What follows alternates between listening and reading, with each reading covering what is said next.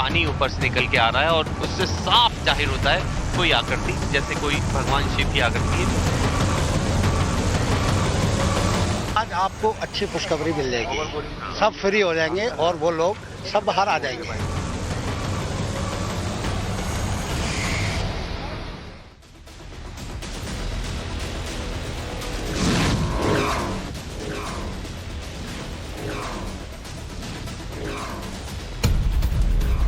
तो बड़ी खबर उत्तरकाशी टनल से जुड़ी हुई, अभी बड़ी खबर आप जान लीजिए। सुरंग के बाहर एक्शन में रेस्क्यू टीम नजर आती है। 7वें दिन सुरंग के बाहर हलचल अब तेज हो गई है। एक्टिव किया गया है राहत केंद्र। सिलक्यारा सुरंग सीएम पुष्कर सिंह धामी एक तरफ पहुंच चुके हैं। माना जा रहा है कि अब जल्दी अच्छी खबर आएगी, मंगल खबर सामने आएगी। वहीं दूसरी तरफ जो वर्टिकल ड्रिलिंग है उसमें लगभग अभी 52 मीटर की जो पूरी खुदाई है वो हो चुकी है, ड्रिलिंग पूरी हो चुकी है और जल्द ही एक सकारात्मक खबर यहां से आने की उम्मीद यहां पर नजर आती है। जिस तरह से लगातार जो रेड माइनर्स हैं वो यहां पर लगे हुए हैं, उनका कहना है कि आज शाम तक 8 से 9 बजे तक सभी बाहर सुरक्षित आ जाएंगे। 57 मीटर पहुंचने पर ब्रेक थ्रू मिल जाएगा, ये सीएम धामी ने कहा है। वर्टिकल ड्रिलिंग और हॉरिजॉन्टल ड्रिलिंग का जो कार्य है पैरेलली चल रहा है, लेकिन जिस तरह से यहाँ पर तस्वीर नजर आती है ऐसा लगता है कि हॉरिजॉन्टल ड्रिलिंग जो पहला जो प्लान था उसके तहत जो कार्य चल रहा था उसी में ही सफलता मिल सकती है, क्योंकि अब सिर्फ 6 मीटर की दूरी, सिर्फ और सिर्फ 6 मीटर की दूरी इन कर्मवीरों से है। आप ये समझिए कि 6 मीटर की दूरी यानी कि लगभग 1 से 2 पाइप की दूरी एक तरह से कहा जाए। जिस तरह से रात भर यहाँ पर रेस्क्यू हुआ है, इस बीच बताते चले 200 किलो जो यहाँ पर लोहा था उसे बाहर निकाला गया। सीएम धामी ने क्या कुछ कहा है पहले सुनिए।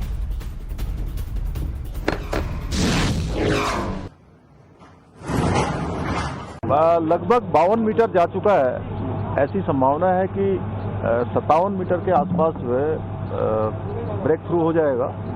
तो एक पूरा पाइप जब चला जाएगा, अभी 1 मीटर तो मेरे सामने ही गया है, तो पहले 51 था और 2 मीटर और चला जाएगा तो ये लगभग 54 मीटर हो जाएगा। इसके बाद एक पाइप और लगेगा। अभी तक देखिए जो बड़े जो शुरू में गर्डर्स इत्यादि स्टील्स मिल रहे थे वो मिलने कम हो गए हैं। अभी जो मिल रहा है सीमेंट का ज्यादा कंक्रीट मिल रहा है, उसको कटर से काट रहे हैं। तो आपने सुना सीएम धामी को, वो यहाँ पर पहुंचे हैं खुद और अब से कुछ देर पहले उन्होंने ये जानकारी दी और उन्हीं की तरफ से स्पष्ट कहा गया है कि अब मात्र 6 मीटर की दूरी है। मेरे साथ में टनल एक्सपर्ट हमारे साथ में लगातार बने हुए हैं। वैभव डांगे जी भी हमारे साथ में, राकेश भी हैं और अभिषेक भी हैं। वैभव डांगे जी, अगर इन 6 मीटर्स को हम सिंप्लीफाई वे में समझे तो जरा समझाने की कोशिश कीजिए कि जिस तेजी से, जिस गति से अभी कार्य चल रहा है, लगभग कितना और वक्त लग सकता है और ये 6 मीटर कितने अहम अब हो जाएंगे।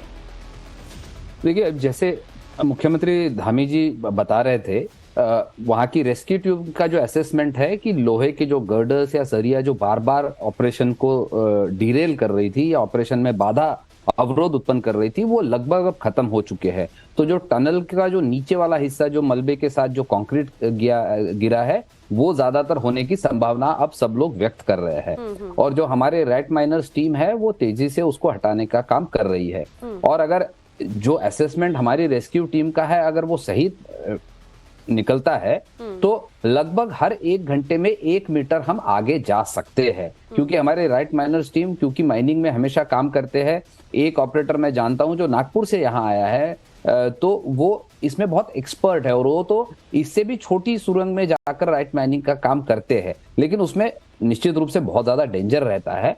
तो जिस प्रकार की अभी फीडबैक रेस्क्यू टीम के वहां से आ रहा है उससे लगता है कि अब लोहा या गर्डर वाला जो मेजर अवरोध उत्पन्न करने वाला जो मलबा है वो अब शायद नहीं होगा। और अगर भगवान का आशीर्वाद रहा और इस प्रकार की जो रेस्क्यू टीम का असेसमेंट है वो अगर सही रहा और किसी भी प्रकार की नई कोई समस्या नहीं आती है तो लगभग 1 मीटर हर घंटे में हमारी राइट माइनर्स टीम आगे बढ़ सकती है।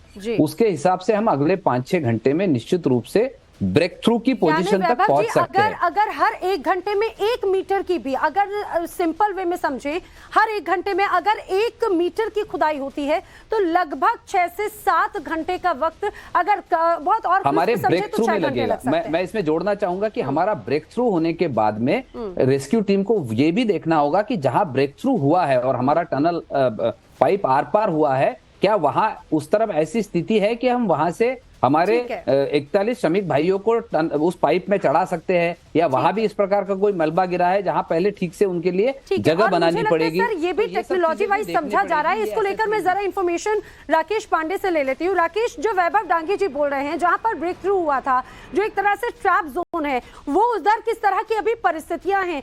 ये भी पहले कहा जा रहा था कि जीपीआर तकनीक के माध्यम से ये समझा जाएगा कि आगे और इस तरह की कोई हर्डल्स, कोई और रॉड या लोहे की ऐसी कोई वस्तु तो नहीं है जो कहीं ना कहीं इसमें बाधा उत्पन्न करे।